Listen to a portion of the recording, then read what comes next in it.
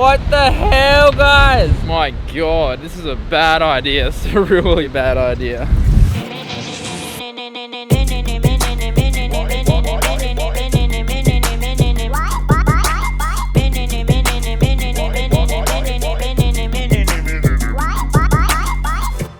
Alright guys, so today we are checking out the brand new Hollyland Mars 300 Pro just announced. The team sent one over for me to test out and give you my thoughts on it. These things are absolutely sick. It is a wireless video transmission system and it basically allows you to just take the video from what you're shooting, transmit it to somewhere wirelessly for either like a client monitoring device or even a focus puller, and they're super cheap as well considering all the other stuff that's on the market. I tested out the Mars 400S, which is the one above this, about 10 months ago. It was the first wirelessly transmitting device that I actually got introduced to. So this is one step down from that, but it still packs an absolute punch and it is super affordable. So let's jump straight into it. I'll give you my initial thoughts and then we'll jump into all the specs and do some testing.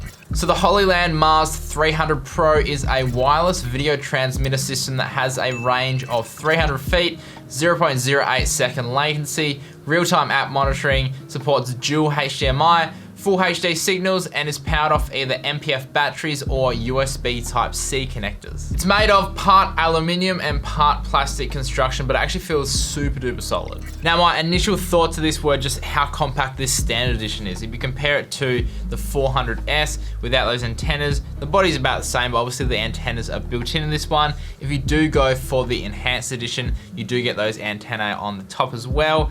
But for this standard edition, that is super compact. Everything built in. You don't have to worry about the antennas pointing in the right direction, going and getting snapped off or anything. Everything is just packed into this tiny little device right here. The new design is very similar, however, they've now added an OLED screen to the side and also a thumb wheel, which makes it super easy to navigate through the menus with. And the best thing about the 300 series is you've got this expansion accessory in the box, which attaches to the front unit to allow you to mount it onto its face. The 400S model had this 90-degree bracket, which was good, but it meant that you couldn't actually stand it upright if you were attaching it to the unit. All right, now let's actually go out and test these things out, do some real world tests, see what they're actually made of, and then I'll come back and I'll give you my feedback and we'll talk about a few more of the specs in more detail.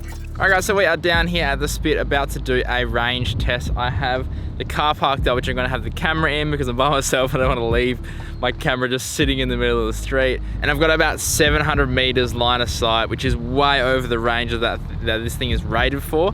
So I'm just gonna go down there on my skateboard, see when it starts breaking up, and then try and mark it on Google Maps, and then kind of pin it and figure out how far it is, sort of thing. So the Mars 300 Pro is rated for 300 feet or 91 meters, but I wanted to test out the limits of it, see how far we can actually push it. All right, so we got the C200 here in the back of the car with the 85mm on pointing down there, and we got the Mars 300 Pro that is set up ready to go, and then I'm gonna skate down as far as I can that way and see how much range we can get out of this bad boy. On the first test, I managed to get about 574 feet or 175 meters before it lost connection. But I noticed as well when I first set up the camera, the receiver was quite high on top, and I think the roof was actually blocking the signal. So on the second test, I actually moved the camera down a little bit, took the receiver and mounted it sideways on the camera and orientated it like this. So hopefully the antennas were actually facing out towards the transmitter.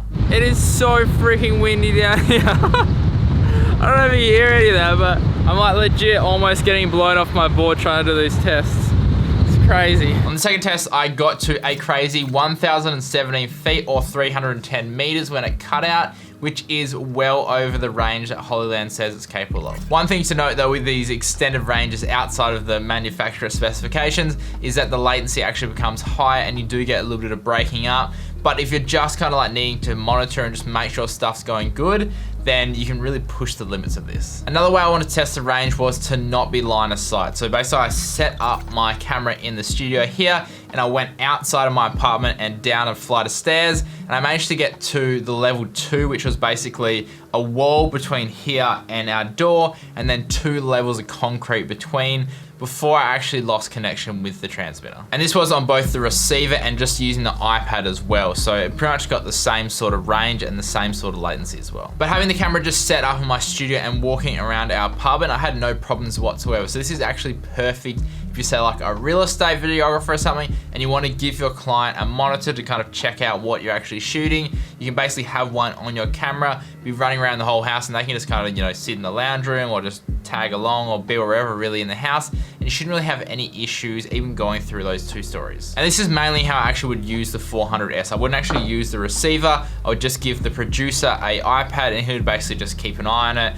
listen to what's happening, and if something was wrong, he'd kind of yell out and be like, hey, we need to redo this or something. It was actually really, really helpful. Another super important thing to test that is obviously the latency. So if the latency is too slow, then it means that you can't actually use it for things like focus pulling, and you can really only use it for just monitoring what's going on. The 300 Pro is rated at 0.08 seconds or 80 milliseconds, and in my test that I was doing, I was able to get about 100 milliseconds or 0.1 second, but latency is a very hard thing to test because typically coming out of your camera, there's a little bit of latency, and then the latency in the wireless transmitter, so it kind of is hard to test if it's latency coming out of the camera or latency coming out of the wireless transmitter. But I set it up in a way that should kind of counteract that. It's not 100% accurate, but yeah, in my tests, 0.1 seconds or 100 milliseconds what I was getting. The 400S is rated to less than 100 milliseconds, and I actually noticed a difference using this. I found this a little bit quicker than the 400S. So now in saying that, the biggest thing I asked when I reviewed the 400S was, is it quick enough to be able to focus pull? So I decided to throw this on my camera and do some focus pulling tests, only actually viewing the image through my iPad, so it was wirelessly transmitting, and I had to basically focus pull or rack focus from the back to the front subject. And in my test, I actually found it quite easy to pull focus just monitoring using the HoloView app itself. I wasn't doing any like super crazy fast pull focus or anything, but it worked pretty fine for me, and I was able to do that pull focus and hit the mark every time. And honestly, like for the price of this thing, this would be the perfect beginner setup if you are doing follow focus from an external monitor. The HDMI in and loop out functions isn't anything new on the 300 Pro, but what this is perfect for is if you are basically gonna run an external monitor on your camera as well. You can feed into the transmitter from your camera and then out of the transmitter into an external monitor, so you can actually have both running at the same time. You also have the ability to output 2 sources from the receiver, so if you wanna go to like a big monitor and then a small monitor or something, you have that option as well. Now while we're on the HDMI ports, the only real problem I found with this unit is that when you don't put the HDMI cable in perfectly straight, it can get caught sometimes on the side. So in the design, there's these little gaps on the side of the HDMI ports, and if you don't actually put the cable in straight,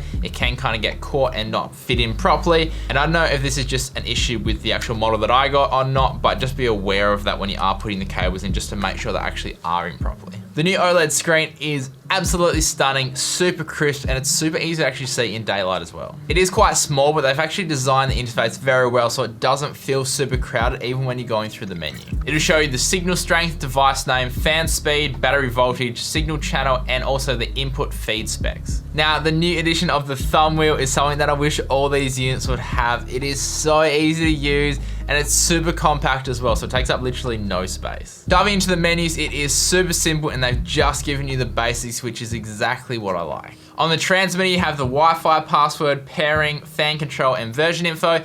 And on the receiver, you just have the channel scan, pairing, and version info. The fan control on the transmitter was something that a lot of people were actually asking me about. And what the beauty of this is that if you are actually on a quiet set, or you need to be somewhere where you can't make a lot of noise, basically you can turn this down to a low mode, so it still gets rid of that heat, but it doesn't make as much noise. But otherwise, if you don't really care how much noise it makes, which it pretty much makes like no noise at all, then just leave it on the auto setting so it can basically fluctuate and determine how much the fan needs to be on to get rid of the heat that's being produced. The channel scan function is another feature that is super duper handy to have. When you first turn the unit on, it will actually scan through all the channels and try to find one that is interference free, but if you are still having issues, then you can run this channel scan feature. Running a channel scan will test all 8 channels to see which is the best option for you to choose from. If a channel is white, it's good, but if it's black, it means that there is some interference and you should probably avoid this one. And if you do need to change the channel for some reason, it's super easy. Literally just press up or down,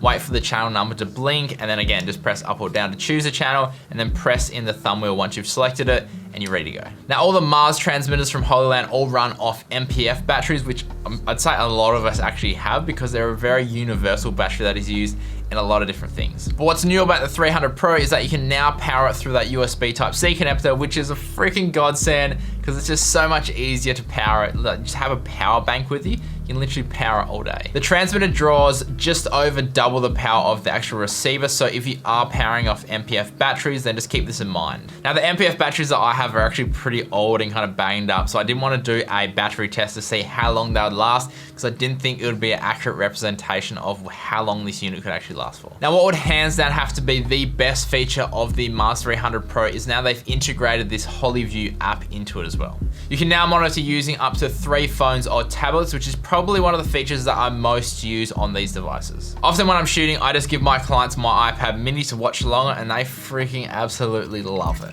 The HoloView app also features waveforms, focus peaking, zebras, 3D LUTs, and way more features as well. And to my surprise, they're actually very accurate as well. I put them side by side with the waveform and the zebra on my C200, and it's actually pretty close. Like, the zebra was, I think, like 75 on the app and 70 on my camera.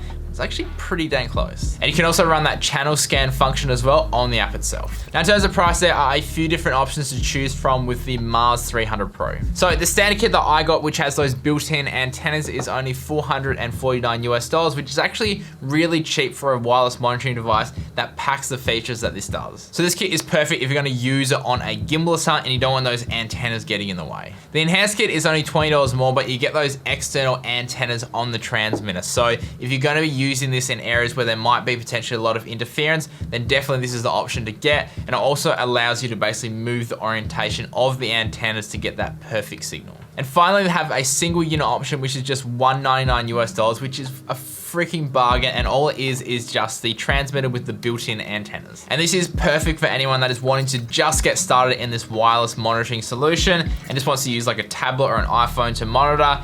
Absolutely freaking bang for buck, this is the one to get. If you did enjoy this look at the HoloLand Mars 300 Pro, then consider liking and subscribing. And if you want to find out more about this product, I'll leave some links down below. And again, massive thank you to HoloLand for sending this unit out for me to test out. Thank you guys, I really appreciate the support. And as always, guys, stay creative and just be you.